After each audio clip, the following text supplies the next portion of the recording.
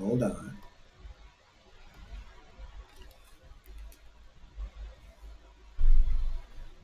Virtual camera. All right.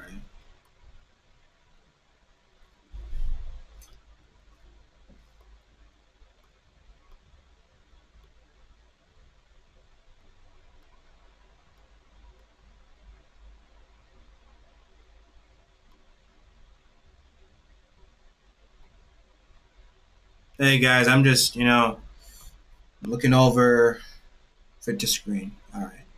Looking over a Bible study lesson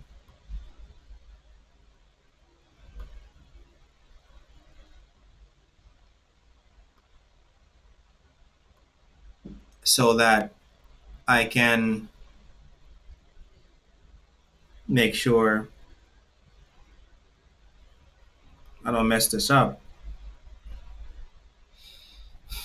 So, I have this amazing thing on my Microsoft Word app software that I can use to read documents, rather, that I can use to audio read documents.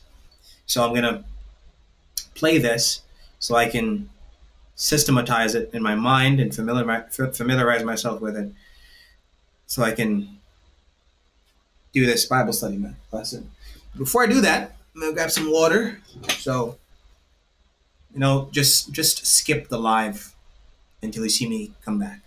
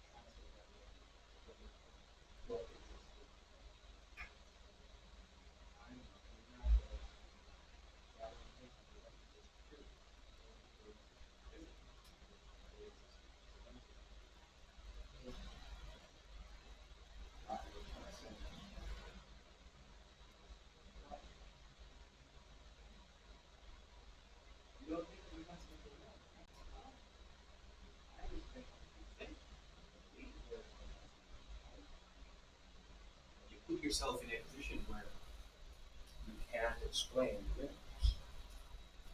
You can't explain reality intelligently.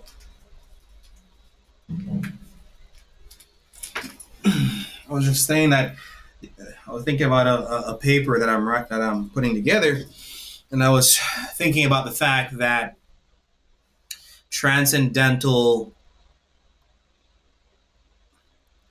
factors or transcendental principles exist, but they don't exist in the physical realm.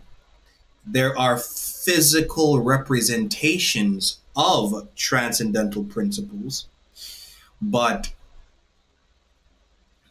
those principles don't exist in and of themselves physically. They can only be represented physically, but they don't exist physically. And I'm going to give you an example. Numbers don't have physical existence. They have transcendental existence. Numbers have physical representations. They're symbols. They can also be pictures. They can also be images. They represent a transcendental factor or a transcendental principle, but they don't exist physically. If we deny the existence of transcendental factors or principles wholeheartedly, in that we say there is no such thing as a transcendental realm and there is no such thing as physical transcendentals, which, the second statement is correct, then every time you invoke in your vocabulary and in your sentences things that are generally accepted or generally viewed to be transcendental factors and principles, you are talking about an imaginary entity. You're talking about an imaginary friend, as you like to put it with us Christians. But I don't think that you want to do that. So, for those of you who don't want to do that, if you accept that there are transcendental principles and transcendental factors, and that's what Christians are saying, God exists in a transcendental realm, and he is the ultimate first causal principle who actualizes, sustains, and controls the existence of all transcendental factors and principles. So when you see a transcendental principle being physically represented in the earth or in the world, and we use those principles to explain things, then you are invoking something that God is ultimately sustaining and controlling. But not only does God sustain and control transcendental factors and principles, but he also sustains and controls all of physical existence. And because God is the ultimate first causal principle who controls and sustains all of existence, then everything that you see, touch, smell, feel, hear, everything in the universe, everything in the world, everything around you, everything in the physical realm is a physical representation of the power, mind,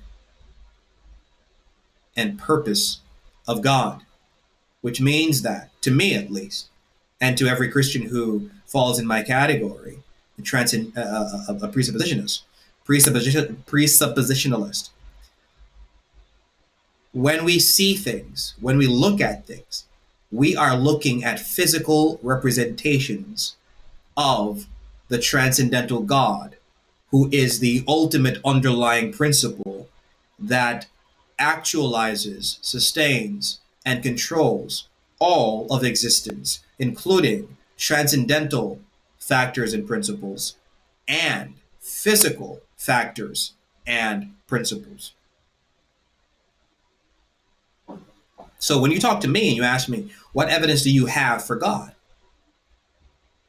Everything around me is evidence for God. The transcendental principles and factors and the physical entities around me. Everything is evidence for God. And the proof for God is the impossibility of the contrary, in that every worldview that is contrary to the Christian worldview, their truthfulness is impossible. Them being able to accurately and sufficiently give a grounding that gives the universe intelligibility, in that the universe can be understood and explained by principles and factors that are provided by that worldview. No worldview except for the Christian one is sufficient enough to ground the existence of all things. But that's what I was thinking about, and I just wanted to, share my thoughts. The light keeps turning off. But anyways, let me get back to, wait, what is this?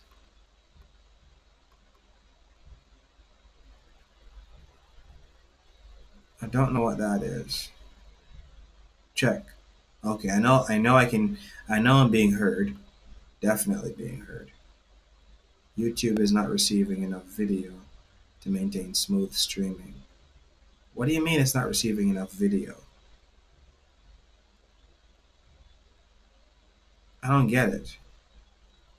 It's not receiving enough video? YouTube is not receiving enough video to maintain smooth streaming. Oh, maybe I have to zoom in. Is that it? Is that what it is?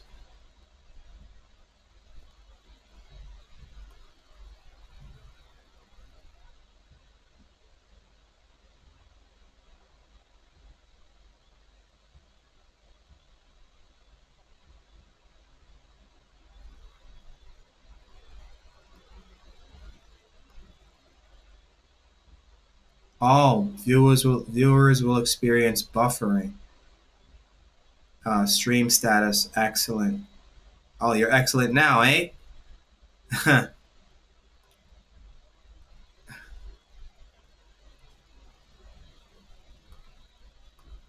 World, and we use those principles to explain things, then you are invoking something that God is ultimately sustaining and controlling. But not only does God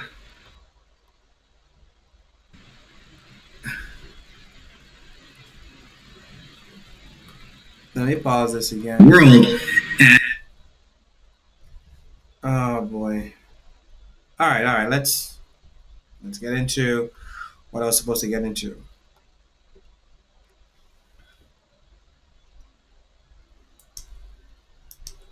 Look, guys, I'm not gonna do the Bible study thing tonight. Um, although I have no views right now. There are no views. Nobody there's nobody listening to this. There's nobody watching this. YouTube is not warning the streaming current. It's lower than recommended by. We recommend that you use a stream.